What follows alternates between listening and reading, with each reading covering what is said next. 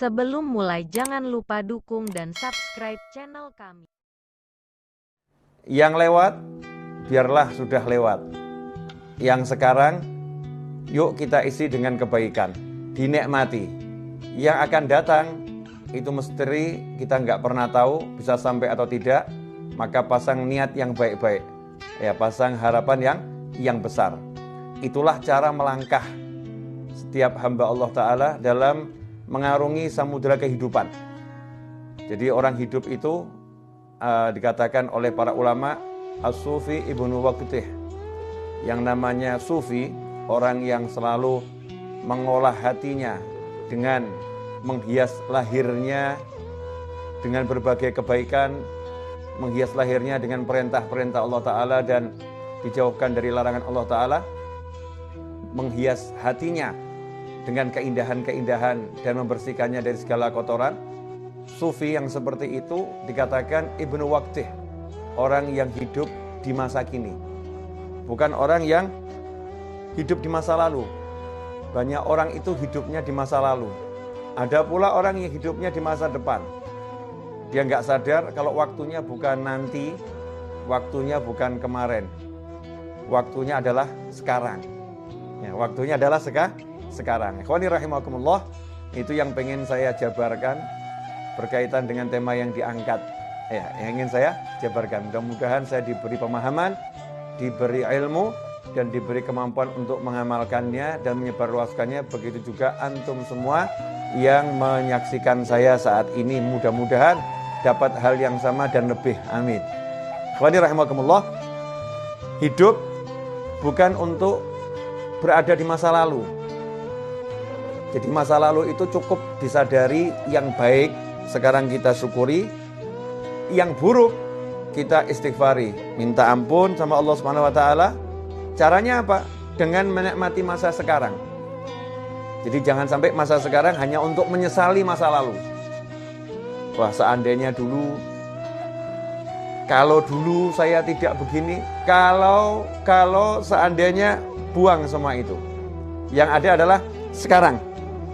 Saat ini saya dikasih Allah sehat, saat ini saya dikasih Allah waktu, saat ini saya dikasih Allah banyak kenikmatan yang tak terkira. Saya akan pakai ini untuk membuat Allah senang, ridhollah, untuk membuat Allah senang dengan saya, membuat Allah cinta kepada saya. Kalau kita hidupnya seperti itu, mensyukuri yang ada saat ini, otomatis hal-hal yang buruk di masa lampau itu akan sirna dengan sendirinya.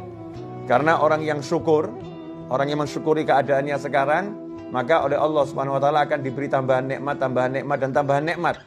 Di antara tambahan nikmat yang paling besar itu adalah bisa taat dan bisa jauh dari maksiat. Itu tambahan nikmat yang paling besar. Bisa taat dan bisa jauh dari maksiat. Dosanya yang lampau otomatis diampuni oleh Allah Subhanahu wa taala karena Allah senang sama dia. La in syakartum la azidannakum wa la in kafartum inna adzabi lasyadid. Kalau orang yang kufur nikmat dikatakan siksanya pedih. Kalau orang yang mau mensyukuri nikmat, maka ditambah nikmat. Ditambah nikmat ya otomatis dosanya dihapus. Karena orang punya dosa kan bukan dalam nikmat, tapi dalam azab. Ya, dalam azab. Karena itu fokusnya sekarang, saat ini. Saat ini saya harus ngapain ya? Saat ini harus ngapain? Saat ini saya harus apa? Daripada mikir yang panjang-panjang, kalau saat ini lagi berada di hadapan orang tua, nikmati orang tua. Jangan di hadapan orang tua mikirin yang di luar, sehingga kehilangan waktu untuk taat. Karena waktunya sekarang lagi bersama orang tua, di hadapan orang tua, duduk sama orang tua, harus ngapain? Jalankan perintah Allah kepadamu terhadap orang tuamu, perintah Allah kepada kita terhadap orang tua kita. Oh, kita harus memandangnya dengan cinta. Oh, mendengarkan ucapannya dengan sayang. Oh, saya harus ngomong ya dengan lemah lembut, gak boleh ngomong kasar. Oh, saya harus menyabarkan diri saya untuk duduk bersama orang tua saya. Ya, kalau udah begitu akan ditambah nikmat. Kalau nanti kita punya rencana bisnis setelah duduk sama orang tua, kalau nanti kita punya rencana apapun setelah duduk sama orang tua, nanti itu akan dibereskan dengan berkat yang sekarang ini kita syukuri. Yang sekarang kita syukuri, yang nanti dibereskan sama Allah Subhanahu wa taala, la azidannakum. Pasti aku tambah nikmat. Nah, ini ndak lagi sholat, sekarang waktunya sholat, mikirnya harusnya sholat. Waktunya sholat, mikirnya makan.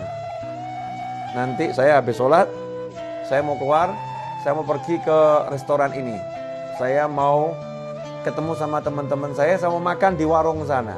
Nanti habis sholat, saya mau cari di menu, ya warung-warung online.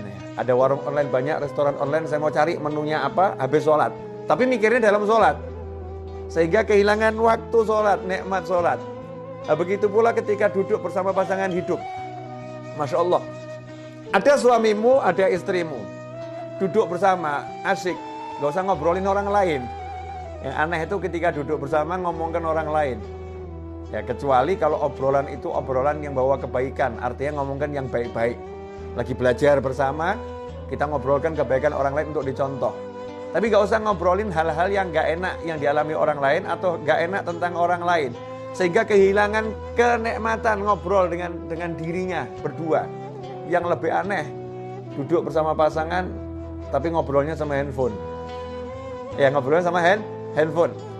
Kehilangan kenikmatan saat ini. Saat ini lagi ngapain? Lagi duduk sama pasangan hidup saya. Ya udah, duduk dinikmati bersama pasangannya. Caranya bagaimana? Ajak ngobrol tentang ilmunya Allah Subhanahu wa taala. Ya, ajak ngobrol tentang bagaimana sholat, ajak ngobrol tentang bagaimana zikir. Bukan ngobrol yang gak ada manfaatnya, menyesali masa lampau. Wah, kemarin itu ya, seandainya saya jadi transaksi, saya akan dapat duit banyak. Oh, gak jadi kok dibahas. Ya, gak jadi kok dibahas.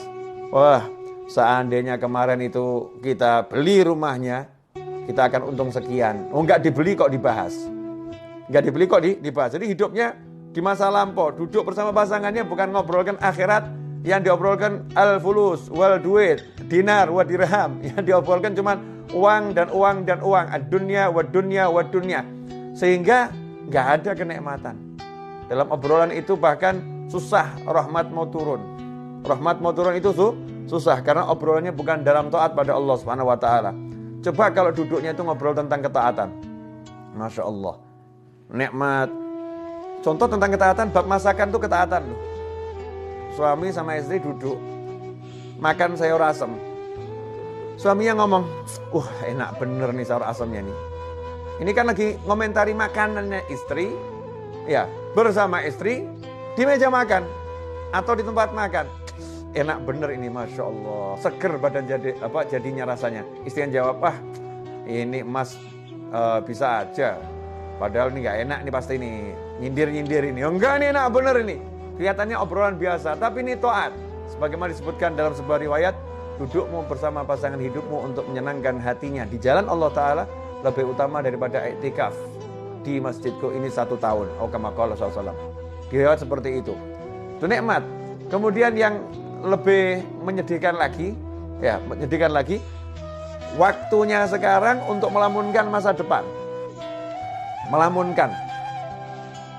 Nanti kalau rumah itu laku, saya mau beli mobil.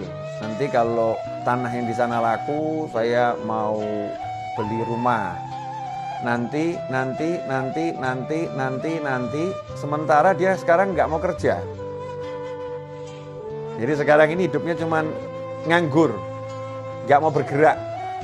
Nah, ini kasihan nih. Ini namanya bukan punya cita-cita. Itu namanya melamun dalam